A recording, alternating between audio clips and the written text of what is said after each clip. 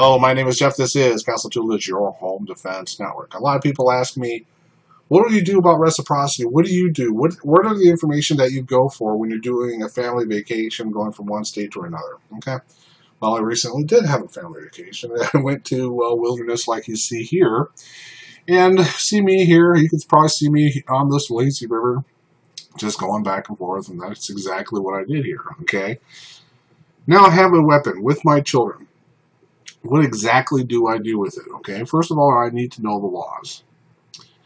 I need to know what permits are what for reciprocity. If you're unaware what reciprocity is that certain states allow other states' weapons permit to be used in their state. Okay, and that is the first jumping off part of what you need to really understand to go to places like the wilderness in other states. Okay, so I go to USA Carry, as you see here. USA Carry is a good starting off point for looking up to see about reciprocity. Okay, if you see here, I'm in Minnesota and I'm going to Wisconsin.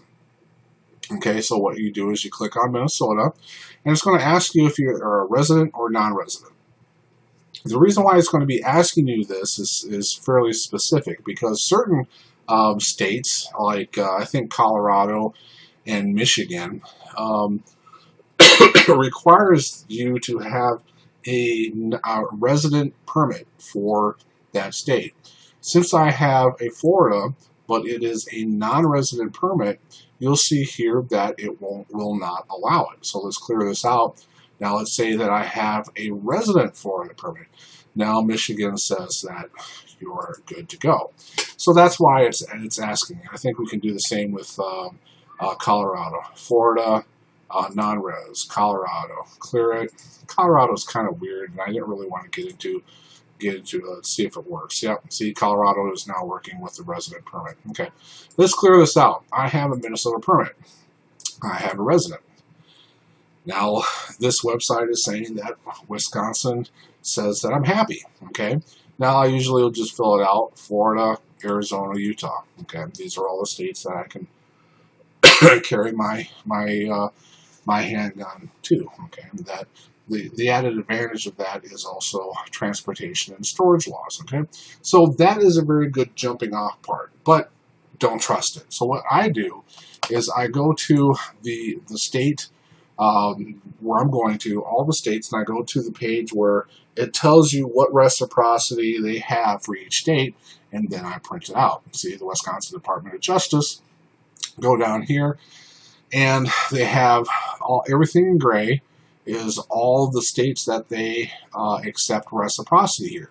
And if you look here, there is also text where Minnesota is present. Okay, I print that out and I keep it with me. Okay, this is a very important step, but you need to go one further than that. There is a app. It is called Legal Heat, and here it is. And I also say, give the first few seconds are going to be blacked out, and then it'll start to work. So just give it a few seconds, and the screen will pop up. Okay, this is a phone app called Legal Heat, and I use this every time. I use this as a resource to get all the funky, weird things that each state has.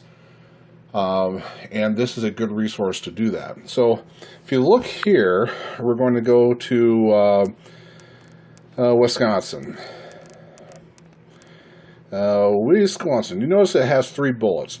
That tells you how friendly the state is toward people with guns. West Virginia 4. If you see Washington D.C., it only has 1. So that can also give you an indicator on how important it is to understand and cooperate with their laws. Okay. So let's all go ahead and open up Wisconsin. Wisconsin will tell you exactly the prohibited areas in the state, and you can go read those, the prohibited federal areas, and if it is a duty to retreat.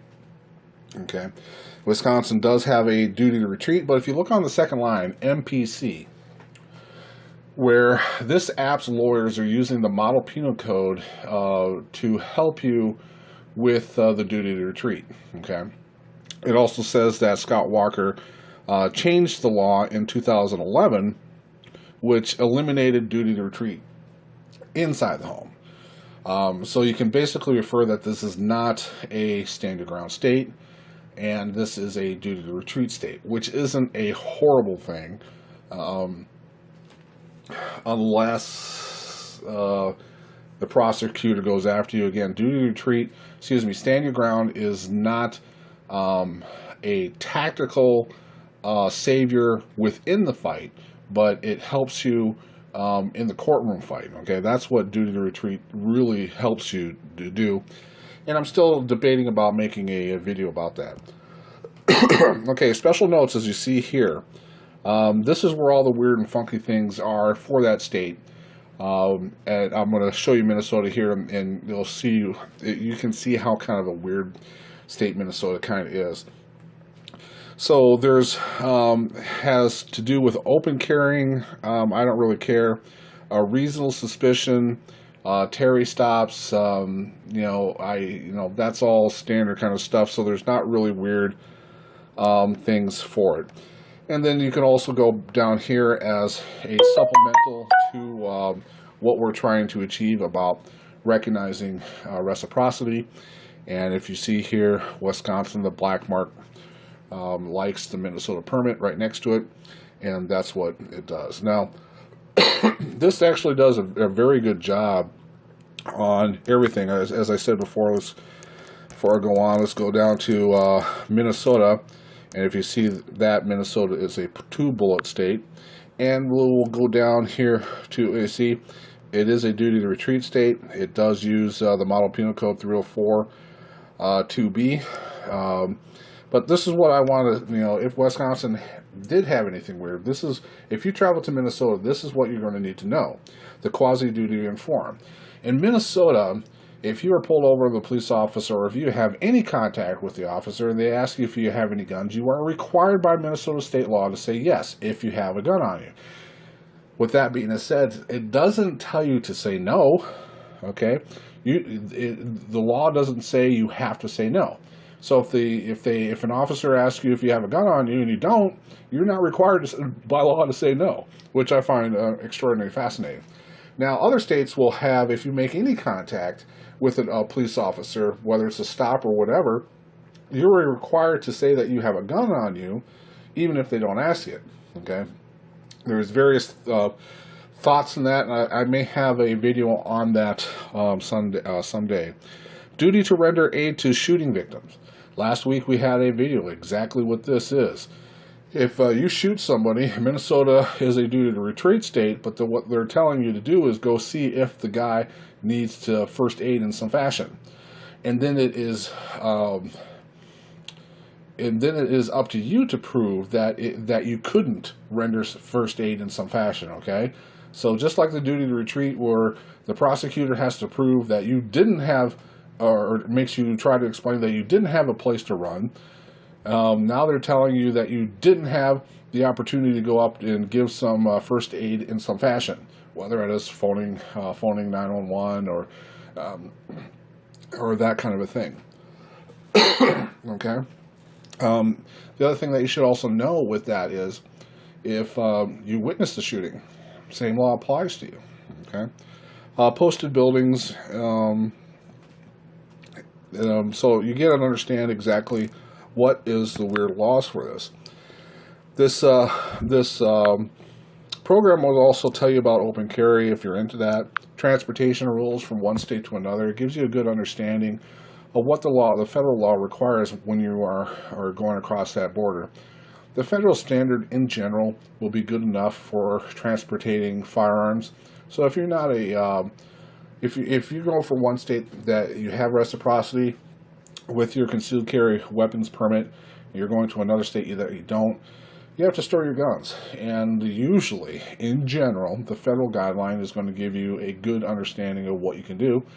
If not, like California, there are even more stringent requirements, especially for handguns and long guns. There are requirements for both of those.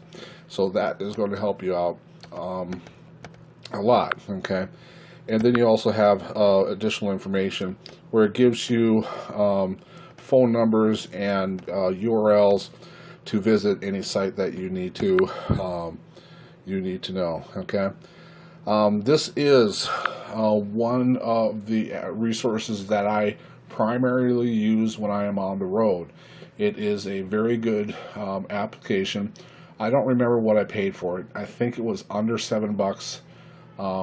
And I use it every time I go out of the state. Okay, it's very important, and it can help you remember certain things about in-state stuff too, if you are unaware of it. Okay, this is my family vacation and how I deal with my concealed carry weapons.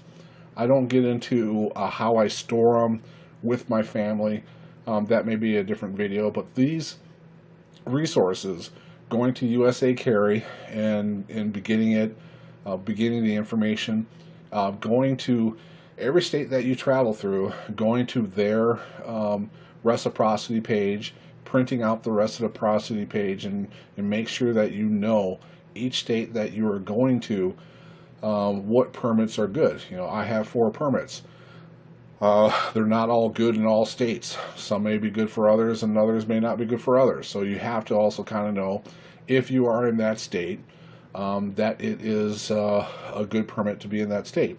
Like if I was in Florida, my Minnesota, my Utah, and my Arizona is no good in Utah, but obviously my Florida state non-res permit is good. So you also kind of need to know that information. So when you're giving it to the police officer, you're not giving them extra cards that are basically meaningless for you.